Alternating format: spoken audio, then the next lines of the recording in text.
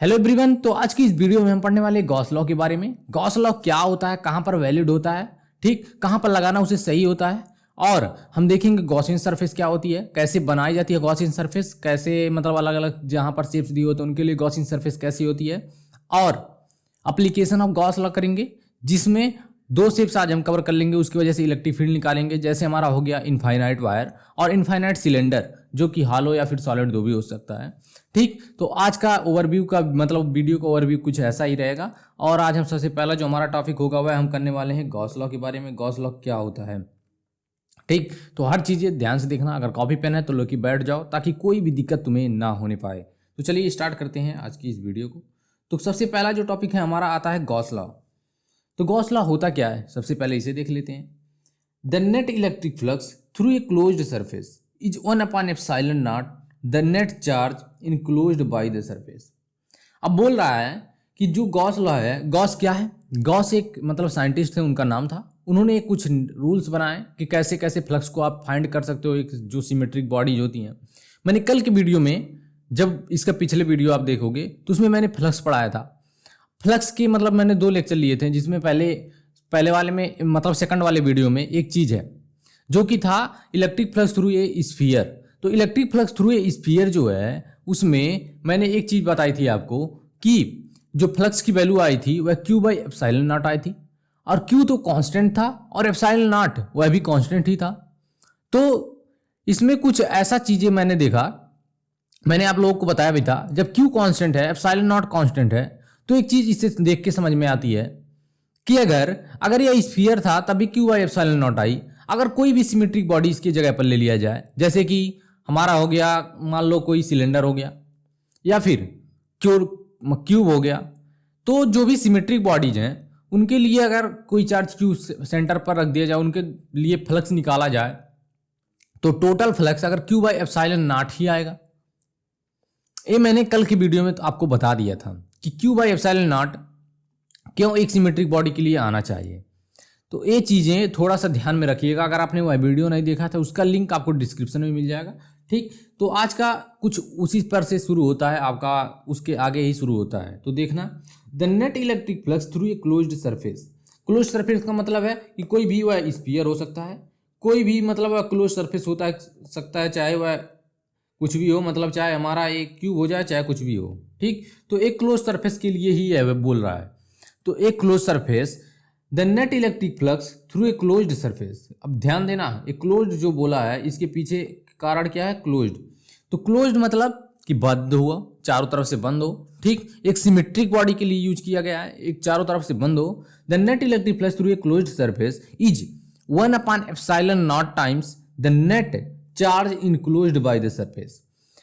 ठीक, तो क्या कहना चाह रहा है, मान लो कोई चार्ज इसके अंदर क्यू रखा गया है और एक स्फीयर है, एक क्या है, स्फीयर है, मतलब एक सिमेट्रिक बॉडी है, एक सिमेट्रिक बॉडी है।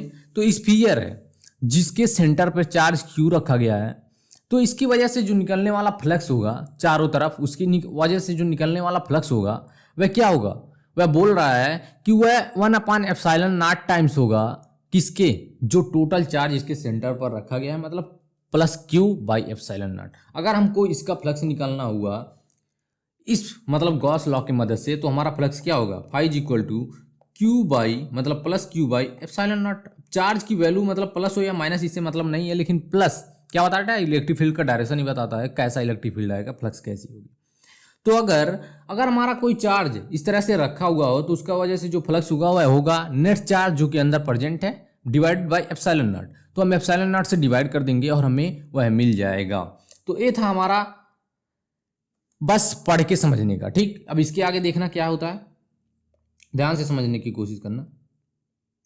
मैंने एक चीज और लिखा है नीचे कि हमारा जो फ्लक्स की वैल्यू आएगी वह तो यह आएगी Q/Q इनसाइड। इनसाइड मतलब जो टोटल चार्ज इसके अंदर प्रेजेंट है, एक सिमेट्रिक बॉडी के अंदर प्रेजेंट है। तो Q इनसाइड बाय ε0, या तो हमारा इसकी वजह से आ गया। अब मैंने एक चीज और बताया, इनक्लोज्ड को एक तरह से और दिखा सकते हो। जैसे फाई की वैल्यू मैंने आपको एक भी चीज एक और बताई थी कि इंटीग्रेशन ऑफ E.dA होता है, जो कि पिछले वीडियो में मैंने समझा दिया था अच्छी तरीके से, उसे आप देख लेंगे, 30 मिनट की वीडियो करीब।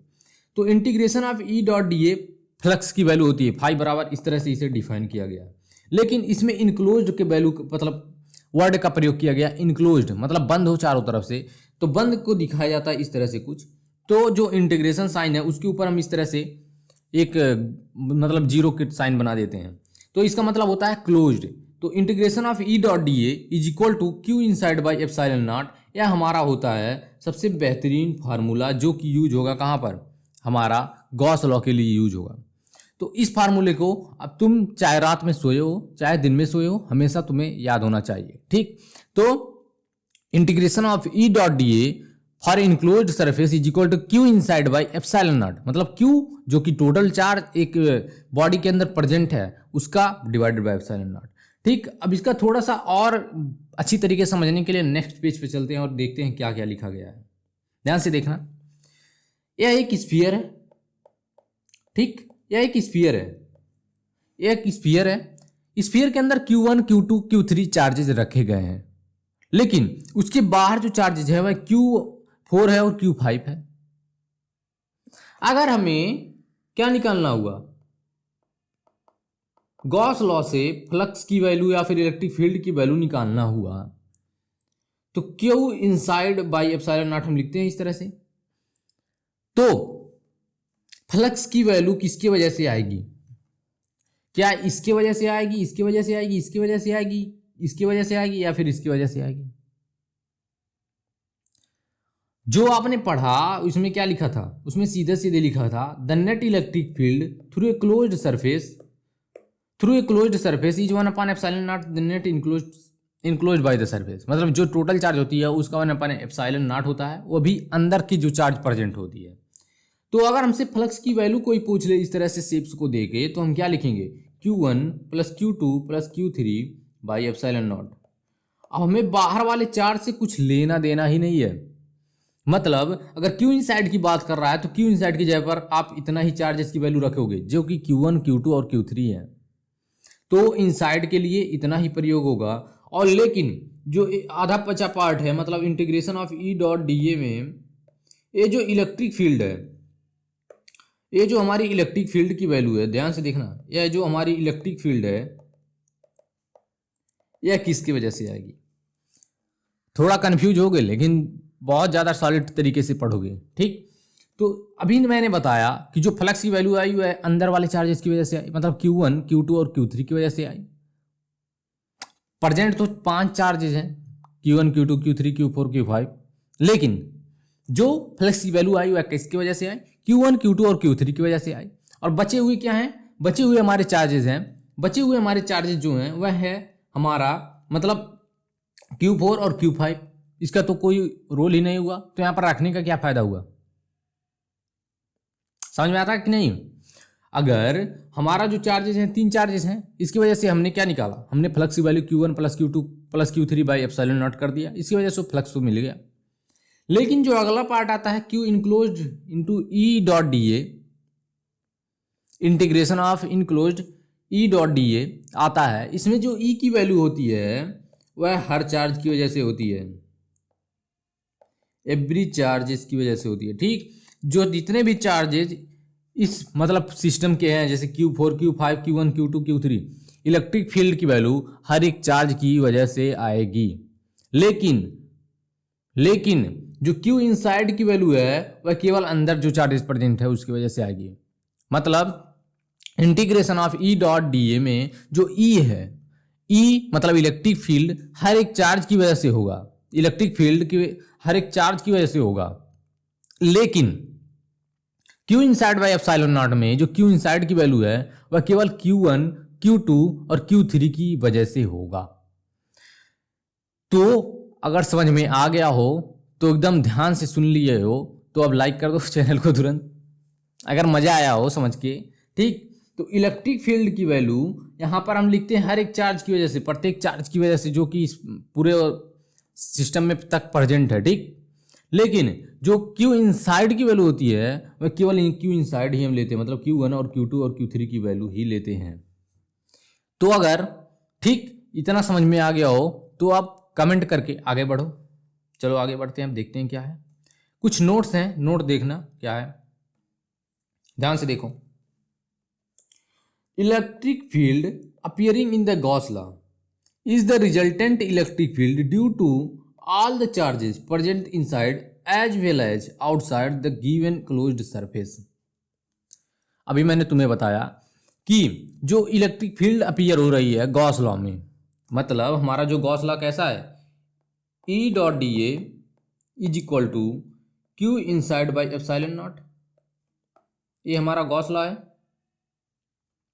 अब इसमें जो ई अपीयर कर रहा है, ठीक, वह बोल रहा है electric field appear in the Gauss law is the resultant electric field due to all the charges, चाहे वह सरफेस के बाहर हो, मतलब इनक्लोज्ड सरफेस के बाहर हो या फिर इनक्लोज्ड सरफेस के अंदर हो, तो इलेक्ट्रिक फील्ड जो होगी वह प्रत्येक चार्ज की वजह से ठीक होगी पर outside given closed surface.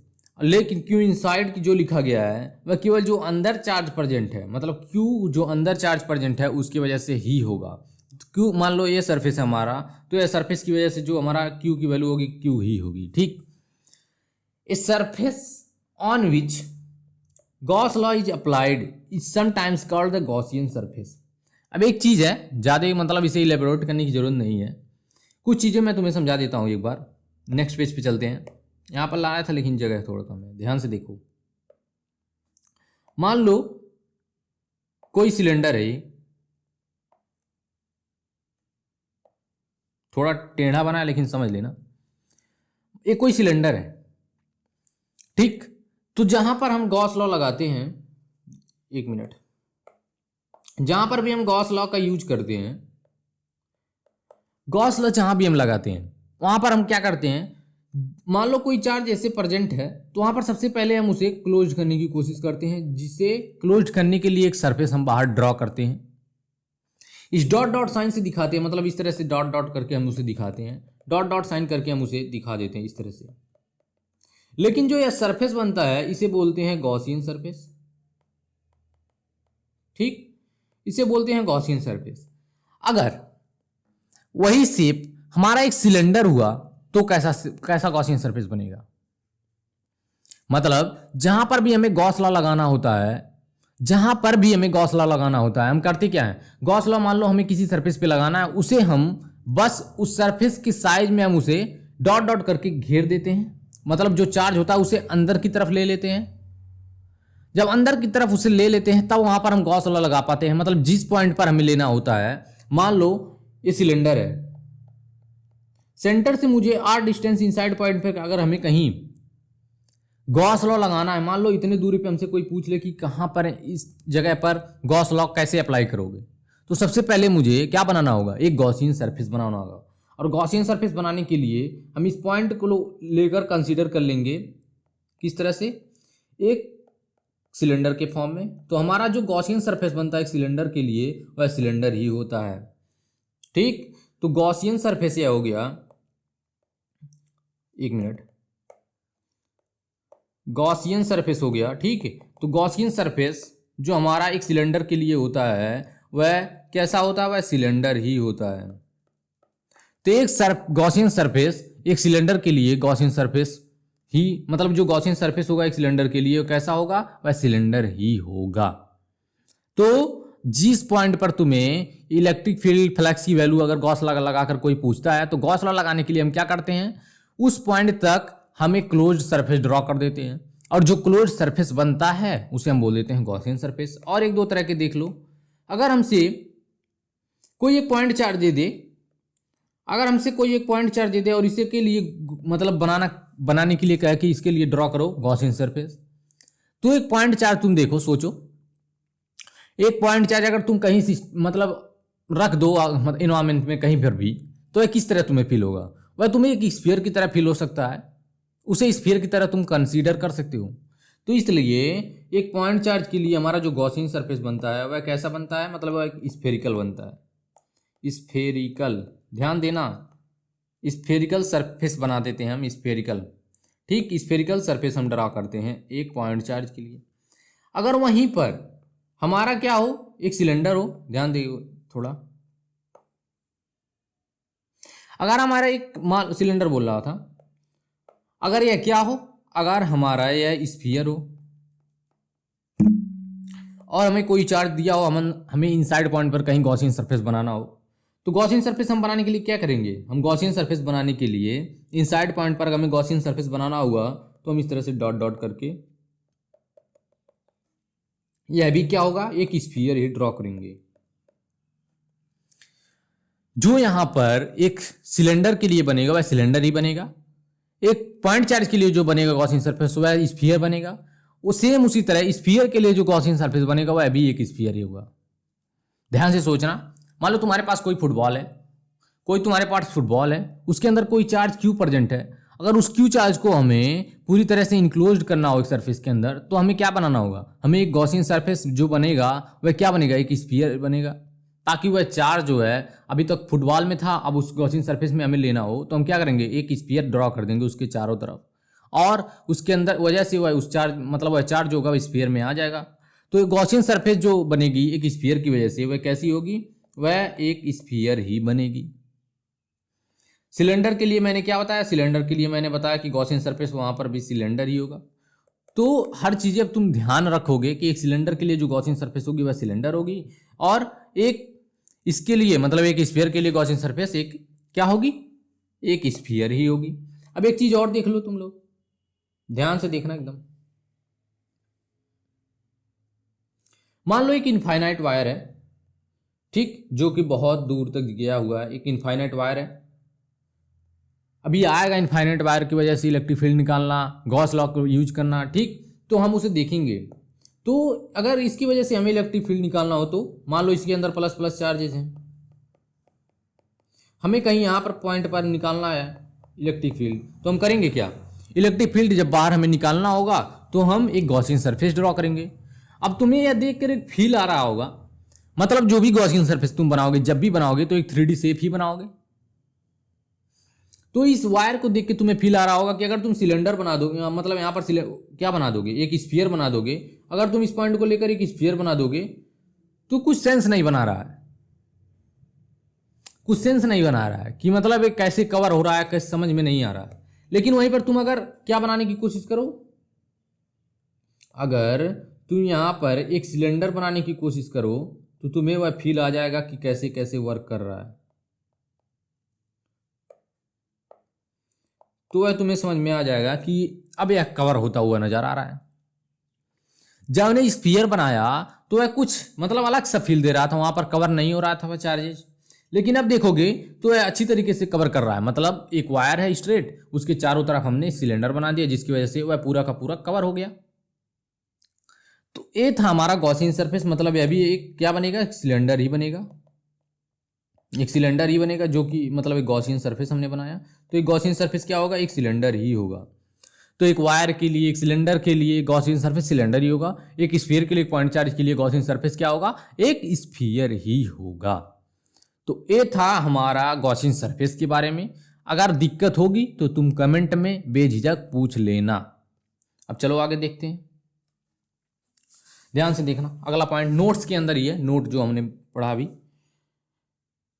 The Gaussian surface should be symmetric about the charge. अब जो गॉसियन सरफेस हमने बना रखा था वह क्या था, वह चार्ज के अबाउट सिमेट्रिक है। ऐसा तो नहीं है जैसे यहाँ पर स्फीयर था तो हमने ऐसा तो नहीं ड्रॉ किया कि मतलब कहीं पर इस तरह से ड्रॉ कर दिया, कहीं पर इस तरह से बढ़ा के ड्रॉ कर दिया, ऐसा तो नहीं कवर करने की जरूरत पड़ रही थी। तो गॉसियन सरफेस हर तरफ से अगर यहाँ से r डिस्टेंस से दूर है तो r डिस्टेंस यहाँ पर भी, r डिस्टेंस यहाँ पर भी, r डिस्टेंस यहाँ पर भी, मतलब जो गॉसियन सरफेस यहाँ पर बन रही है वह हमेशा कांस्टेंट है, ये कांस्टेंट निश्चित दूरी पर है, ठीक। तो क्या है, सिमेट्रिक है, हमेशा चार्ज डिस्ट्रीब्यूशन के अबाउट सिमेट्रिक ही है, ठीक। अगर हमने वायर के लिए देखा तो वायर के लिए जो हमने सिलेंडर को ड्रॉ किया तो अभी वह सिमेट्रिक ही था, मतलब r डिस्टेंस पे अगर था वह तो हमेशा वह r डिस्टेंस भी है। ध्यान से देखो, थोड़ा सा टिल्टेड हो गया मैं मानता हूं, लेकिन है हमेशा कैसा होगा, एक निश्चित दूरी पर होगा, और उस निश्चित दूरी को लेकर ही गॉसियन सरफेस ड्रॉ की जाती है। तो गॉसियन सरफेस एक सिमेट्रिक होता है अबाउट चार्ज के अबाउट, चार्ज डिस्ट्रीब्यूशन के अबाउट हमेशा सिमेट्रिक ही होगा। अब अगला देखो note, the electric field must be symmetric at all point of Gaussian surface. मतलब गॉस लॉ तो बहुत ही आसान कर देता क्वेश्चन को सॉल्व करने के लिए, लेकिन जो गॉस लॉ हमारा होता है वह मतलब क्वेश्चन को सॉल्व करने के लिए आसान कर देता है, लेकिन हमेशा यूजफुल नहीं है। क्यों यूजफुल नहीं है? यहाँ पर एक चीज बोल दिया इसने कि इलेक्ट्रिक फील्ड जो होती है शुड बी सिमेट्रिक होनी चाहिए, मतलब हमेशा सिमेट्रिक होनी चाहिए इलेक्ट्रिक फील्ड की वैल्यू।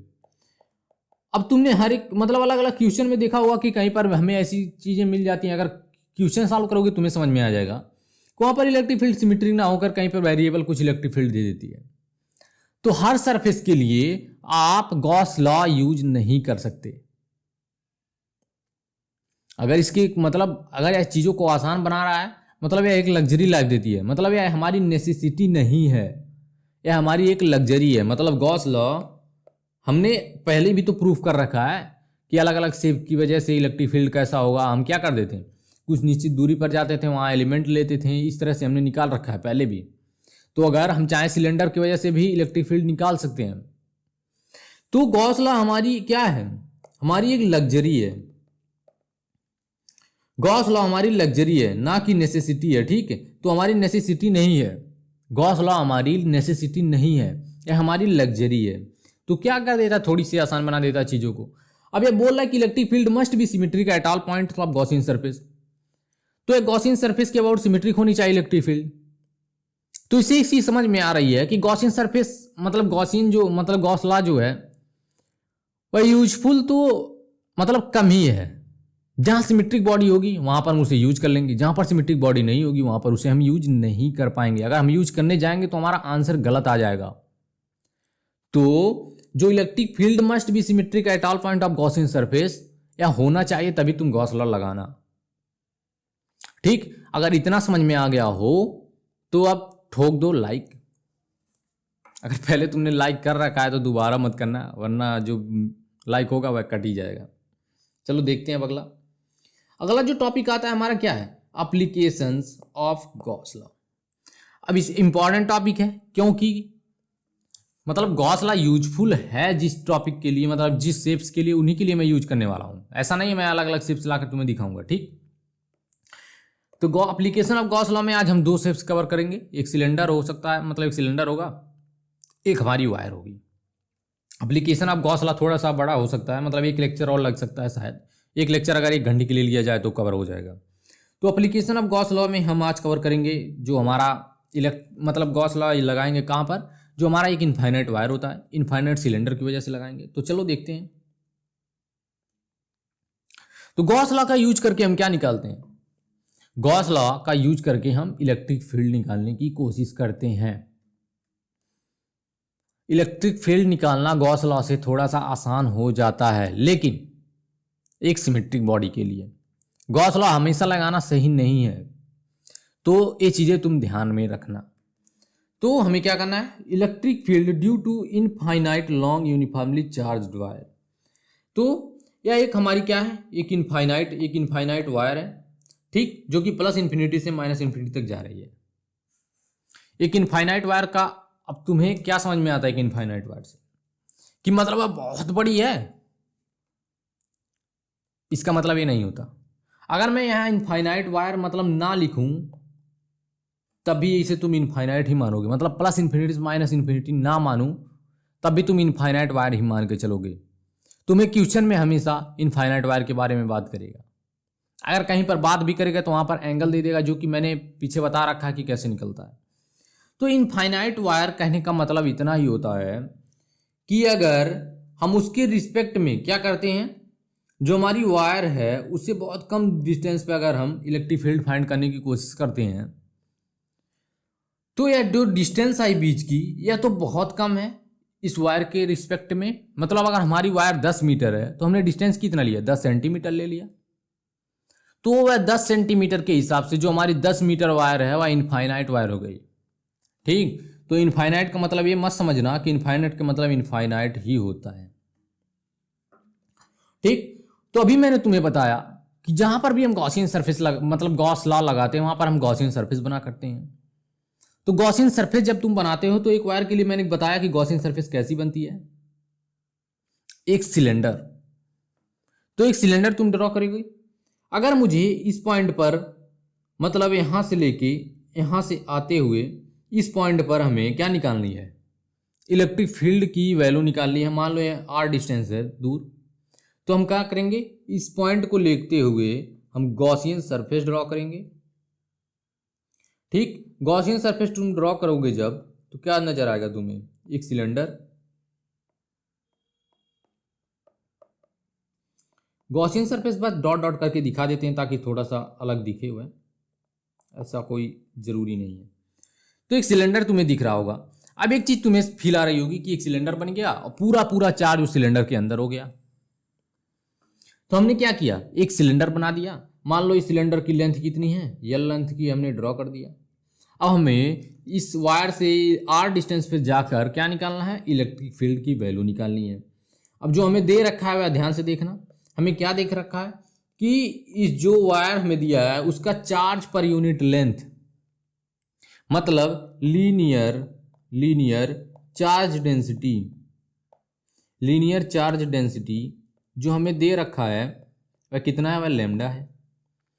अगर लीनियर चार्ज डेंसिटी लेमडा है तो लेमडा की वैल्यू कितनी होगी, मतलब टोटल चार्ज, मतलब इस पे जो टोटल चार्ज है Q total divided by length. तो लीनियर चार्ज डेंसिटी क्या हो गई, क्यू टोटल बाई मतलब लेंथ होती है। तो तुम अगर हमें लीनियर चार्ज डेंसिटी दी गई है इस वायर की लेमडा, तो इस तरह से तुम यूज करोगे। लीनियर चार्ज डेंसिटी क्या होती है, चार्ज पर यूनिट लेंथ। अगर मैं इसे लिखना चाहूं तो होता है इसका value charge per unit length. Unit length में कितना चार्ज प्रेजेंट है यह लेमडा डिफाइन करता है। तो अगर हमें यूनिट लेंथ में पता चल जाए, अगर हमसे कोई 10 सेंटीमीटर में पूछ लिया, 20 सेंटीमीटर में पूछ लिया, तो हम तो उसे बता ही देंगे, उसे केवल हमको मल्टीप्लाई करना होगा। तो यूनिट लेंथ में अगर तुम्हें पता हो कि यूनिट लेंथ में इतना चार्ज है तो 10 सेंटीमीटर में कितना चार्ज होगा, तो 10 से मल्टीप्लाई कर देना। ठीक, तो यूनिट लेंथ में हम निकालेंगे unit charge per unit length, उसका क्या दिया है, हमें लेमडा दे दिया गया है। अगर आर डिस्टेंस में हमें लगाना हो तो हम गॉस लॉ क्या लगाएंगे, गॉस लॉ हमारा होता क्या है। तो गॉस लॉ देखने के पहले हम सबसे पहले कलर पेन की चेंज कर लेते हैं, थोड़ा सा ले लो एक कलर, मान लो इसे ले लेते हैं। देखना, तो गॉस लॉ क्या होता है, integration of E dot D ए, मतलब इसे क्लोज करेंगे और लिखेंगे Q inside by epsilon not, इसे लिखोगे तुम लोग। अब ये होता हमारा गॉस लॉ, पेज लेते हैं आगे। यह हमारा जब गॉस लॉ होता है, ये होता है हमारा गॉस लॉ, तो हम करेंगे क्या, ध्यान से देखना। अब इलेक्ट्रिक फील्ड जो हमें दी होती है क्वेश्चन में वो कैसी दी हुई है, ध्यान से देखना एकदम। यह तुम्हें हमेशा दे रखेगा कि इलेक्ट्रिक फील्ड हमारी कैसी है, वह इलेक्ट्रिक फील्ड हमारी इस तरह से कुछ बाहर की तरफ है,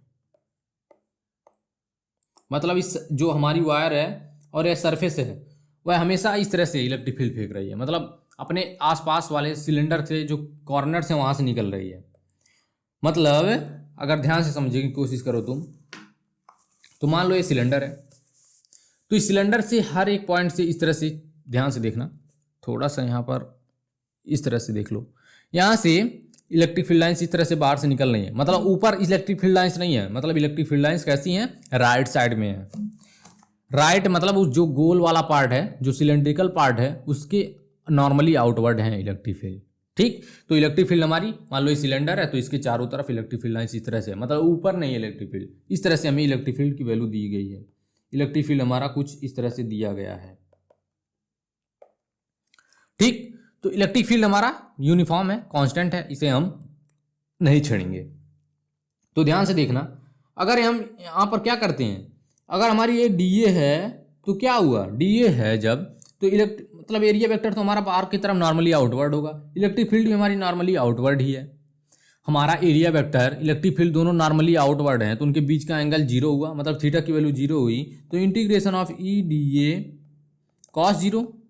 अब कॉस जीरो की वैल्यू आपकी 1 होती है, Q inside by epsilon naught लिखोगे।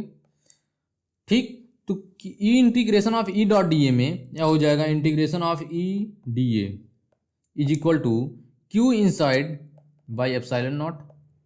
अब ई तो कांस्टेंट है, मतलब इलेक्ट्रिक फील्ड तो यूनिफॉर्म दिया हुआ है कि मतलब हमेशा कांस्टेंट है, वेरिएबल नहीं है इलेक्ट्रिक फील्ड। अगर 2 न्यूटन पर कूलम मतलब दिया हुआ है तो हमेशा वो इतना ही है। ठीक, इलेक्ट्रिक फील्ड हमारा हमेशा कांस्टेंट है, तो इलेक्ट्रिक फील्ड को हम बाहर कर लेंगे, इंटीग्रेशन ऑफ डी ए करेंगे। अब ध्यान से देखना, लैम्डा की वैल्यू क्या होता है, charge per unit length. Unit length में कितना चार्ज है या होता है लैम्डा। अब हमें चार्ज तो की वैल्यू कुछ पता नहीं है, तो मतलब मान लेते हैं कि उसके अंदर जो चार्ज है वह क्यू इनसाइड ही है। जितना अंदर कवर हुआ उस सिलेंडर के, मान लो ये हमारा सिलेंडर है, ये हमारा सिलेंडर है, तो इसके अंदर जो चार्ज कवर हुआ मान लो कि क्यू इनसाइड है, तो क्यू इनसाइड बाई कितने, मान लो लेंथ एल लेंथ में इतना चार्ज कवर हुआ, तो क्यू इनसाइड की वैल्यू कितना हुई, lambda into L. Lambda into L, इसे अब तुम याद रखना। अब क्या रखोगे, क्यू इनसाइड की वैल्यू तुम रख दो यहाँ पर लैम्डा एल, यहाँ पर बाई एप्सिलॉन नॉट ई। अब इंटीग्रेशन ऑफ डी ए, ध्यान से देखना, यहाँ पर छोटा सा डी ए मैंने लिया था, यहाँ पर मैंने छोटा सा डी ए लिया था। अब इस तरह से डी ए करके ऐड करते जाओगे, डी ए पार्ट को ऐड करते जाओगे, तो एरिया आप किसका आ जाएगा, सिलेंडर। तो ये हो जाएगी हमारी सिलेंडर की एरिया, ठीक। तो सिलेंडर की एरिया जो हमारी होती है कितनी होती है, अगर नहीं पता तो ध्यान से सुनो, सिलेंडर की एरिया होती है 2 पाई रेडियस मान सिलेंडर का रेडियस कितनी हुई, या तो आर डिस्टेंस पे है तो आर ही हो गई सिलेंडर की रेडियस, 2 पाई आर इंटू क्या होगा, 2 पाई आर इंटू इस सिलेंडर की लेंथ, इस सिलेंडर की लेंथ कितनी हुई L, is equal to lambda L दिया हुआ है, मतलब हमने निकाला, एल से एल कैंसल आउट हो जाएगा और ई की वैल्यू क्या आई, lambda upon 2 pi epsilon naught are.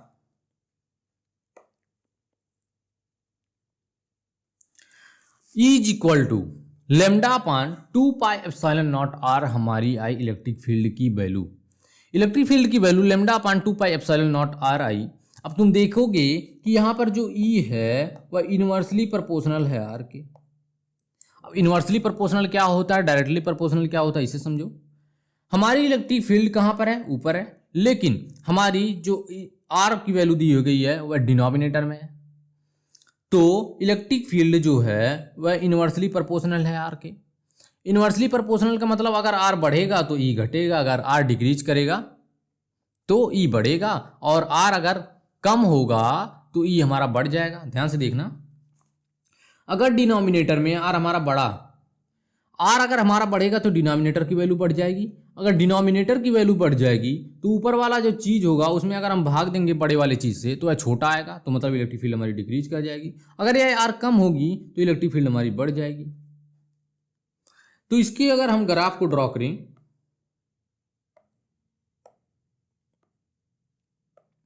अगर इसके हम ग्राफ को ड्रॉ करना चाहें तो कैसा आएगा, E is inversely proportional R है, मतलब ई की वैल्यू आर बढ़ने के साथ साथ डिक्रीज करेगी। अगर इस पर हमारी ई है, इस पर आर है, तो आर जैसे जैसे बढ़ेगी वैसे इलेक्ट्रिक फील्ड की वैल्यू कम होगी,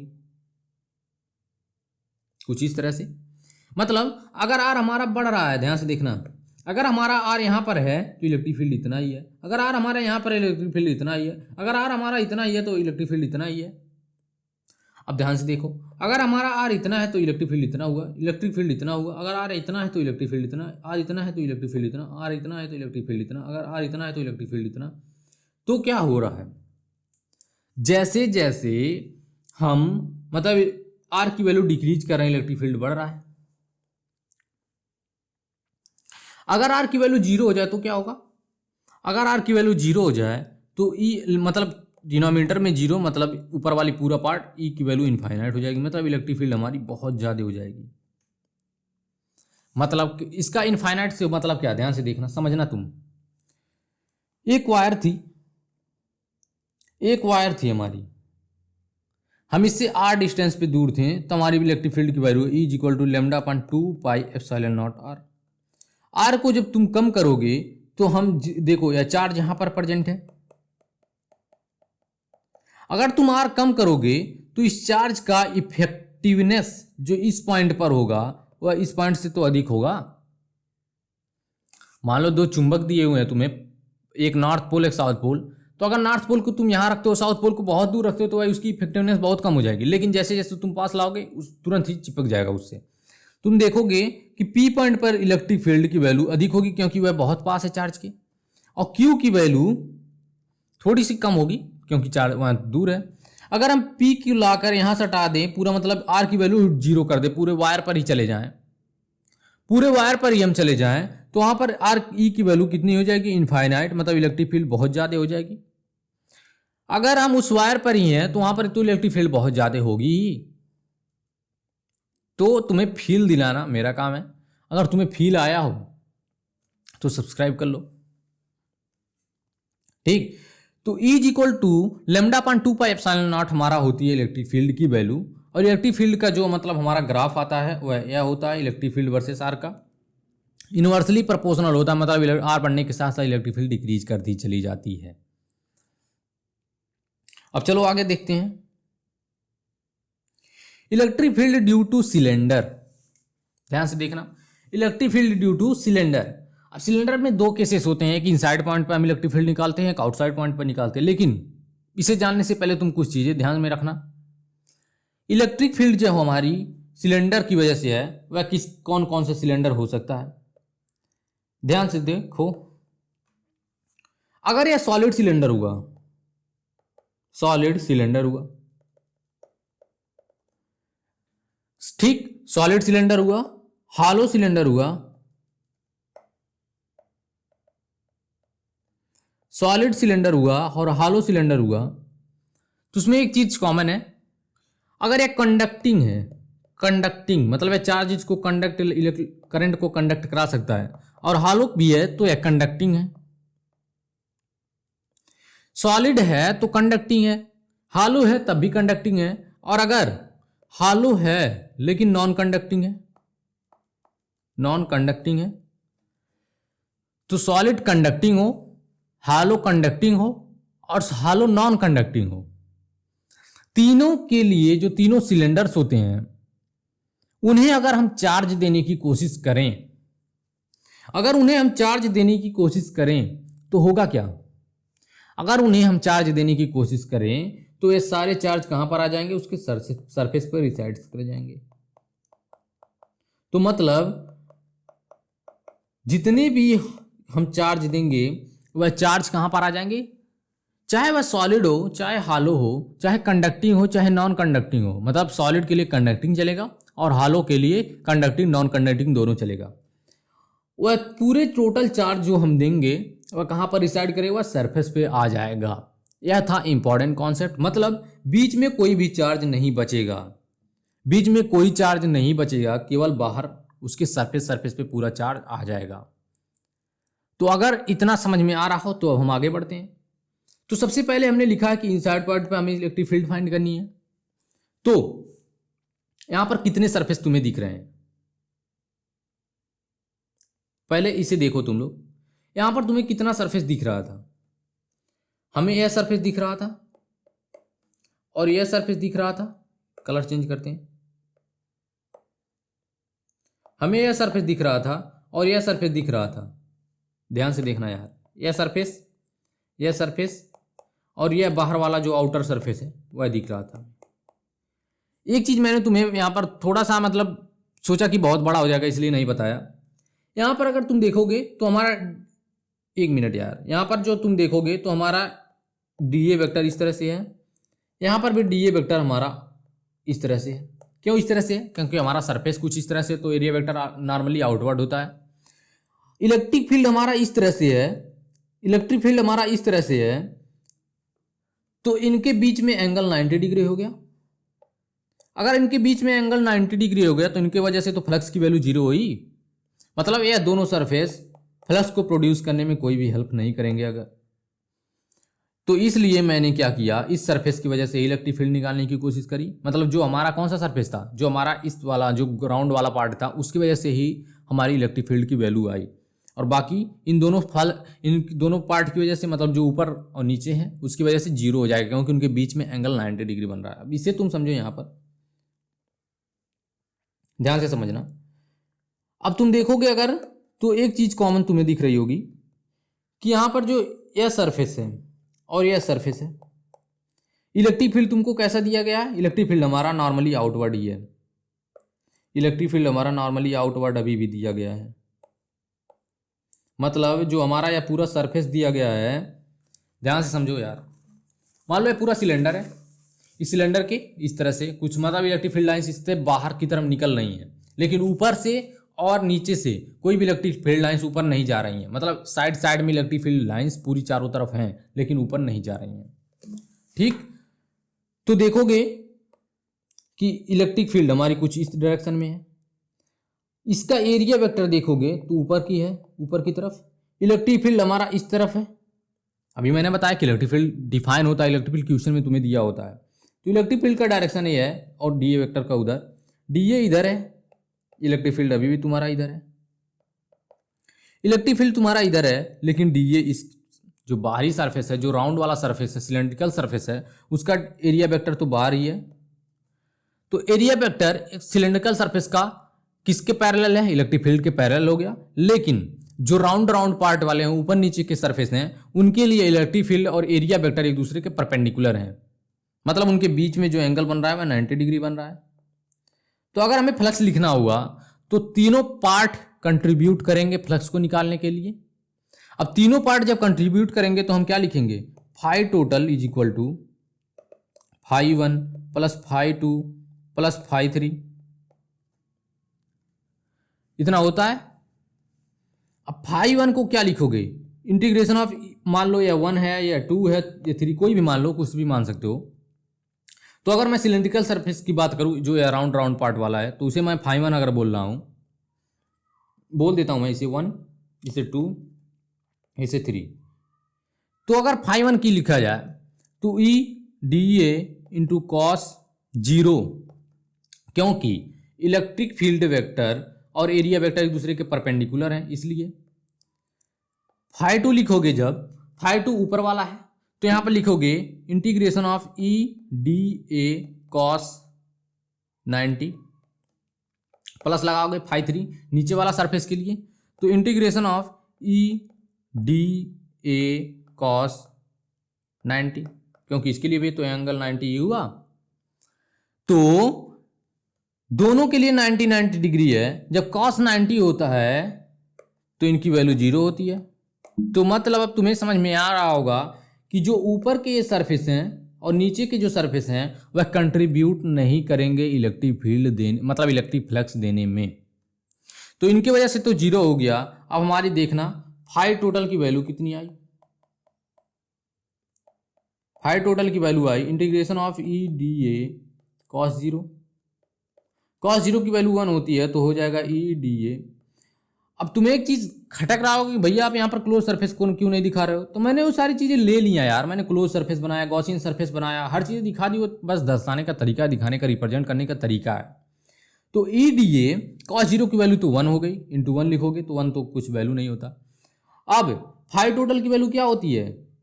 मतलब यार मैंने बता रखा है E D A is equal to E dot D A is equal to Q inside by epsilon naught, इतना होता है। तो फाई टोटल को क्या लिख सकते हो? चाहे इस तरफ लिखो चाहे उस तरफ, उससे कोई तो फर्क नहीं पड़ता है ना। तो इसे लिख दोगे Q inside by epsilon naught, मतलब क्यू टोटल, जितना टोटल चार्ज अंदर है बटा एप्सिलॉन नॉट। अब जो यह सिलेंडर तुम्हें दिया गया था, सबसे पहले यह सिलेंडर जब तुम्हें दिया गया था तो इसकी चार्ज डेंसिटी यहां पर लिखी हुई है, ध्यान से देखो तो यहां पर इसकी चार्ज डेंसिटी यहां सिग्मा लिखी हुई है और रेडियस इसका आर लिखा हुआ है, कैपिटल आर। और हमें जो हमने इलेक्ट्रिक फील्ड हमें निकालना था, ध्यान से देखना, हमें इलेक्ट्रिक फील्ड जो निकालना था वह इनसाइड पॉइंट पे निकालना था। सबसे पहले हमने क्या लिखा? Inside point. हर चीजें मैं बारीकी से बता रहा हूं। इनसाइड पॉइंट पे हमें इलेक्ट्रिक फील्ड निकालना था, तो इनसाइड पॉइंट पे मान लो हमें यहां पर इलेक्ट्रिक फील्ड निकालना है, तो इसके अबाउट हम क्या करेंगे? गॉसियन सरफेस ड्रॉ करेंगे। एक गॉसियन सरफेस ड्रॉ करेंगे, एक गॉसियन सरफेस हमने बना लिया यहां से आर डिस्टेंस पर जाकर। अब मैंने बताया कि चार्ज कहां पर रिसाइड करते हैं? चार्ज रिसाइड्स करते हैं सरफेस पे, मतलब अंदर जो चार्ज हुई, जो अंदर की चार्ज हुई है तो 0 ही है। जब चार्जेस पूरे सरफेस पे चले जा रहे हैं तो अंदर तो चार्ज 0 हुआ। अंदर जब चार्ज 0 हुआ मतलब क्यू इनसाइड की वैल्यू तो 0 हो गई। क्यू इनसाइड की जब वैल्यू 0 हो गई तो यहां पर 0 हो जाएगा, आएगा E into D A. Integration अगर तुम हटा भी दोगे तो इससे कुछ फर्क नहीं पड़ता है, ई तो कांस्टेंट है, इंटीग्रेशन ऑफ डी ए कर दोगे बराबर 0, तो हो जाएगा इंटीग्रेशन ऑफ डी ए मतलब छोटे छोटे चार्ज को ऐड करोगे तो पूरा सिलेंडर का एरिया, मान लो सिलेंडर का एरिया ए है तो ये 0। अब E इंटू ए बराबर 0 दिया है तो सिलेंडर का एरिया तो कभी 0 नहीं हो सकता, या तो नॉन जीरो चीज़ है, मतलब ये नॉन जीरो है, तो इसके मतलब इलेक्ट्रिक फील्ड को 0 होना पड़ेगा। तो एक चीज़ तुम्हें समझ में आई, जो हमारी इनसाइड पॉइंट पर इलेक्ट्रिक फील्ड की वैल्यू होती है वह 0 होती है। तो इनसाइड पॉइंट पर एक सिलेंडर की वजह से जो इलेक्ट्रिक फील्ड की वैल्यू आती है वह 0 आती है। यह हो गया फुल कॉन्सेप्ट। तो मतलब एक सिलेंडर के जो अंदर पॉइंट होता है उसकी वजह से इलेक्ट्रिक फील्ड 0 होगी। अब मैं बार बार तुम्हें नहीं बताऊंगा कि इलेक्ट्रिक फील्ड नॉर्मली आउटवर्ड है, तो यहाँ पर मैं केवल बस एक ही लाइन दिखा देता हूँ क्योंकि बहुत ही हौच पौच हो जा रहा है। तो इलेक्ट्रिक फील्ड मान लो एक ही है, ठीक। इसकी चार्ज डेंसिटी सिग्मा है, मतलब प्लस प्लस चार्जेस इस पे हैं, लेकिन इसकी चार्ज डेंसिटी तो दी गई है आपको, सिग्मा दी गई है। पहले भैया आपने बताया कि उसकी जो चार्ज डेंसिटी है वह लेमडा है, तो इसका क्या फर्क था और सिग्मा का क्या मतलब है। जो लेमडा था हमारा लीनियर चार्ज डेंसिटी था। अब यहाँ पर जो सिग्मा दिया हुआ है, इसे हम बोलते हैं एरियल, इसे बोलते हैं हम areal charge density. Areal charge density मतलब sigma is equal to charge per unit area, मतलब यूनिट एरिया में कितना चार्ज है। वहां पर जब हमारा वायर था तो उसका तो कोई एरिया होता नहीं है, उसकी तो लेंथ होती है, तो वहाँ पर हमने लेमडा को इंट्रोड्यूस किया। लेकिन यहाँ पर सिलेंडर है तो इसकी लीनियर चार्ज डेंसिटी, मतलब लीनियर चार्ज डेंसिटी हम नहीं बोल सकते, इसकी सिग्मा होती है, मतलब चार्ज पर यूनिट एरिया, मतलब यूनिट एरिया में कितना चार्ज प्रेजेंट है। तो समझ में आ गया। तो इसे हम लिखते हैं Q बाई ए, मतलब टोटल चार्ज बटला ए क्या होता है यूनिट एरिया, मतलब यूनिट एरिया में कितना चार्ज है। तो इलेक्ट्रिक फील्ड हमारी बाहर की तरफ है, इस सिलेंड्रिकल पार्ट की वजह से जो हमारा इलेक्ट्रिक फील्ड के मतलब एरिया वेक्टर होगा वह तो इधर होगा। इस ऊपर वाले पार्ट की वजह से जो हमारा एरिया वेक्टर होगा वह इस तरह से ऊपर होगा। एरिया वेक्टर हमारा ए, मान लो DA है तो ऊपर होगा। इलेक्ट्रिक फील्ड हमारी कैसी है, इलेक्ट्रिक फील्ड तो हमारी इस डायरेक्शन में है। इस वाले पार्ट की वजह से एरिया वेक्टर इस तरह से, इलेक्ट्रिक फील्ड हमारा इस तरह से दिया हुआ है। तो अब निकालने की कोशिश करते हैं। कहां पर हमें निकालना है, जहां बाहर पॉइंट, आउटसाइड पॉइंट यहां पर लिखा हुआ आउटसाइड। तो आउटसाइड पॉइंट पर निकालने के लिए हम करेंगे क्या, सबसे पहले बस गॉसियन सरफेस ड्रॉ करना है। तो मान लो इस पॉइंट से हमें कहां पर जाना है, हमें कुछ डिस्टेंस कितना कवर करना है, मान लो स्मॉल r ही चल रहे हैं। स्मॉल r पे जाके हम क्या करेंगे, यहाँ पर एक गॉसियन सरफेस ड्रॉ करने की कोशिश करेंगे। गॉसियन सरफेस क्या होगा, हमारा एक सिलेंडर ही होगा। तो गॉसियन सरफेस एक सिलेंडर बना लो। गॉसियन सरफेस हमारा एक सिलेंडर होगा। तो गॉसियन सरफेस एक सिलेंडर हो गया। एक इनफाइनाइट सिलेंडर की बात कर रहा हूं, मतलब एक डिस्टेंस जो है बहुत ही कम है, मतलब जिस पॉइंट पर हम इलेक्ट्रिक फील्ड निकालना चाह रहे हैं वह डिस्टेंस बहुत कम है, लेकिन सिलेंडर की लेंथ थोड़ी ज़्यादा है। तो जो हमने सिलेंडर गॉसियन सरफेस बनाया, मान लो उस सिलेंडर की लेंथ L है। रुको कलर चेंज करते हैं थोड़ा सा, मान लो कलर कुछ इस तरह से है, इसे नहीं यार, मान लो ये लेंथ कितना है, L है टोटल लेंथ सिलेंडर की। जो गॉसियन सरफेस है उसकी लेंथ मान लो L है। लिखते चलना यार, थोड़ा सा यहाँ पर हौच पौच ज़्यादा हो जा रहा है। तो मान लो लेंथ L है। अब निकालने की कोशिश करते हैं। तो हम फाई टोटल कैसे लिखते हैं, तीनों चार्ज मतलब तीनों सरफेस की वजह से φ1 प्लस φ2 प्लस φ3। अब इंटीग्रेशन ऑफ EDA अगर पहला लिया जाए, मान लो ये पहला है, दूसरा है, तीसरा है, तो इसके लिए इलेक्ट्रिक फील्ड की वैल्यू 0, तो मतलब एरिया और इलेक्ट्रिक फील्ड एक दूसरे के पैरेलल हैं, तो यहाँ पर 0 डिग्री आ जाएगा। इंटीग्रेशन EDA cos 90 आ जाएगा क्योंकि एक दूसरे के ऊपर परपेंडिकुलर है, और यहाँ पर भी EDA cos 90 आ जाएगा। अब cos 90 की वैल्यू तो 0 होती है, तो मतलब इनकी और इनकी इलेक्ट्रिक मतलब 0 हो गई। फ्लक्स में कंट्रीब्यूट नहीं करेंगे दो सरफेस। कंट्रीब्यूट ना करने का मतलब कैसा है कि मतलब वह सरफेस को किस तरह से जाके निकल रहा है, वह है मान लो फ्लक्स की वैल्यू कब आती है, जब कोई इलेक्ट्रिक फील्ड लाइंस उसे काट कर पूरा जाता है अंदर से, लेकिन वह क्या कर रहा है, उसे छू कर निकल जा रहा है, ऊपर से छू कर निकल जा रहा है, इसलिए वह कंट्रीब्यूट नहीं करेगा इलेक्ट्रिक फील्ड फ्लक्स को देने में। तो इसकी वजह से 0 हो गया, और हमारा बचा क्या, फाई टोटल आई हमारी इंटीग्रेशन ऑफ EDA cos 0। अब EDA cos 0 आई तो cos 0 की वैल्यू 1 होती है, तो इंटीग्रेशन ऑफ EDA लिखोगे। ई तो कांस्टेंट है, इलेक्ट्रिक फील्ड की वैल्यू तो कांस्टेंट है, ई इस तरह से लिख दोगे integration of D A.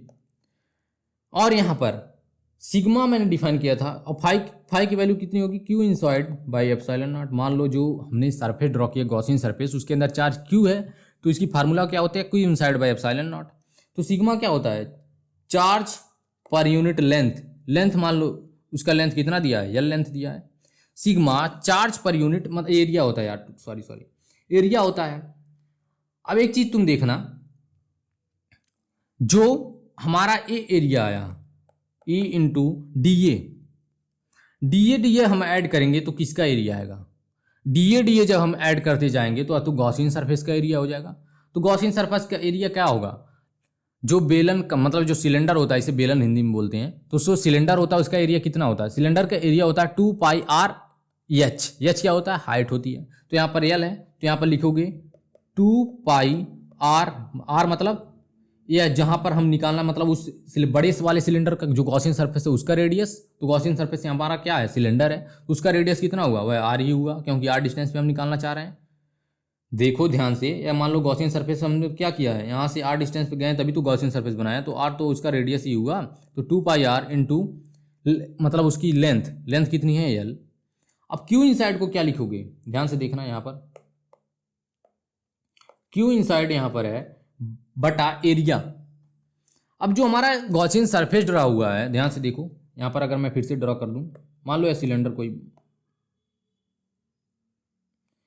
Cylinder मान लो बना हुआ है कुछ इस तरह से, ठीक, इतना समझ लो, ध्यान से समझना। मान लो यह सिलेंडर है, तो गॉसियन सरफेस हमारा क्या है, गॉसियन सरफेस हमारा तो बाहर वाले पार्ट पे है, गॉसियन सरफेस हमारा कुछ इस तरह से है बाहर वाले पार्ट पे। तो क्यू इनसाइड जो लिखा गया वह किसके लिए लिखा गया, मतलब टोटल चार्ज जो अंदर है, तो क्यू इनसाइड को लिखते हो चार्ज पर यूनिट एरिया। अब एरिया जब हम लेते हैं तो क्या होता है, यहाँ पर एरिया क्या होता है, जो एक मतलब दोनों तो सिलेंडर ही हैं, दोनों सिलेंडर हैं, तो यहाँ पर हम जो लेते हैं 2 पाई आर एच होता है। तो आर की वैल्यू हम स्मॉल आर ना लेकर के कैपिटल आर लेते हैं, क्योंकि इनसाइड पॉइंट की बात हो रही है।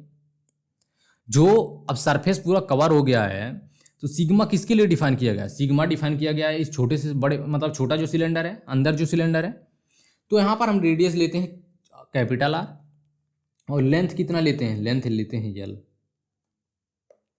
क्योंकि हमें लेंथ को ही वेरी कराकर देखना है ना।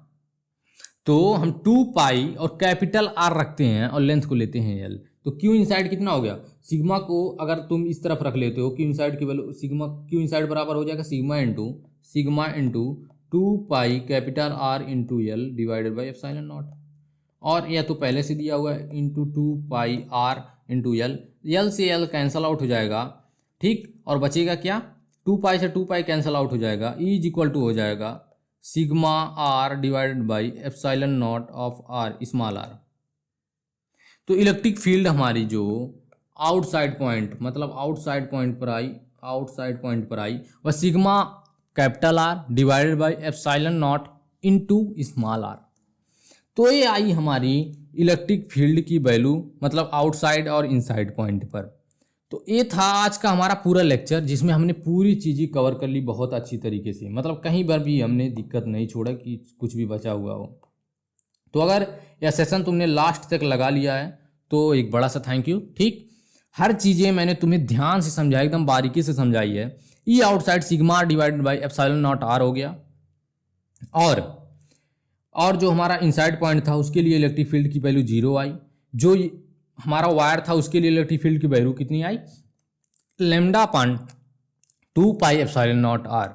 अब इन चीज़ों को तुम घर पर जाना और आराम से बैठकर प्रैक्टिस करना, पूरी चीज़ें देखना ध्यान से, और गॉस लॉ अच्छी तरीके से तुम्हें आना चाहिए। गॉस लॉ हमेशा एप्लीकेबल नहीं होता है, इसलिए हमेशा यूजफुल भी नहीं होता है। एक सिमेट्रिक बॉडी के लिए यूज करते हैं हम, गॉसियन सरफेस हर चीज़ों के लिए ड्रॉ नहीं कर सकते, मतलब हमारी जो गॉसियन सरफेस होती है वह सिमेट्रिक होनी चाहिए, ठीक। तो ये कुछ नियम थे, कुछ रूल्स हैं जो हमने देखा। तो ये थी हमारी पूरी वीडियो, बस यहीं तक रखते हैं आज की वीडियो को। अगर पसंद आए हो तो लाइक शेयर सब्सक्राइब जरूर कर देना। चलो मिलते हैं किसी अगले शानदार से वीडियो में, तब तक के लिए बाय बाय, टेक केयर, सी या, बाय बाय।